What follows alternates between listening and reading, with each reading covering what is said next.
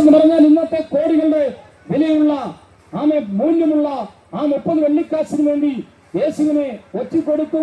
പണം അവൻ സമ്പാദിച്ചു. പക്ഷേ ഒടുവിൽ അവൻ തൂങ്ങിച്ചത്തു എന്നാണ് ബൈബിൾ നമുക്ക് തരുന്ന ഒരു മുന്നറിയിപ്പ്.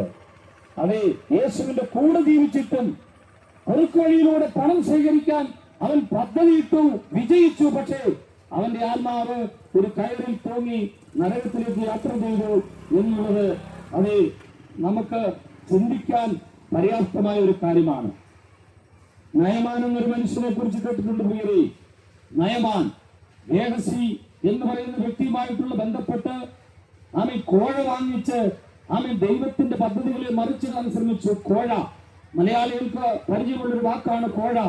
ഏറ്റവും ഒടുവിൽ നമ്മൾ കേട്ടത് കോഴമാണി എന്നൊക്കെയുള്ള വാർത്തകൾ നമ്മൾ ശ്രദ്ധിച്ചതാണ്.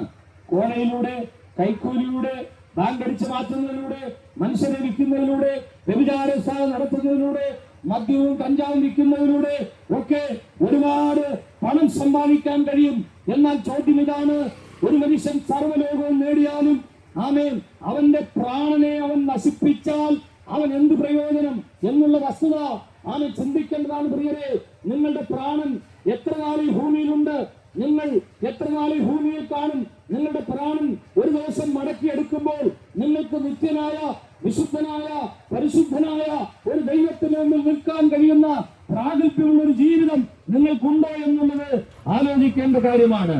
ബൈബിൾ പറയുന്നു, ഏത് മനുഷ്യൻ അവൻ എത്ര ഉന്നതനായാലും, അവൻ എത്ര ഉറച്ചു നിന്നാലും അവനൊരു ശ്വാസം മാത്രമാണ് എന്ന് നമുക്ക് ബൈബിൾ ഒരു പ്രബോധനം തരികയാണ്.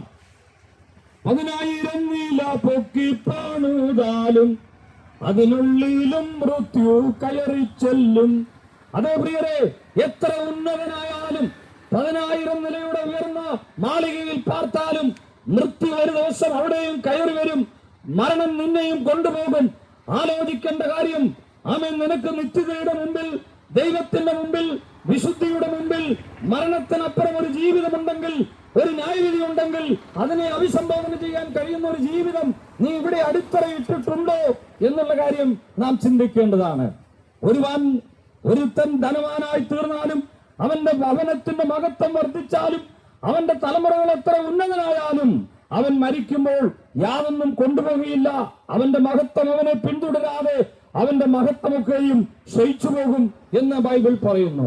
എന്തെല്ലാം സമ്പാദ്യങ്ങളും ലൈഫ് അറേഞ്ച്മെന്റുകളും നിങ്ങൾക്കുണ്ടായാലും നിങ്ങൾ ഒരു ദിവസം മരണത്തിന്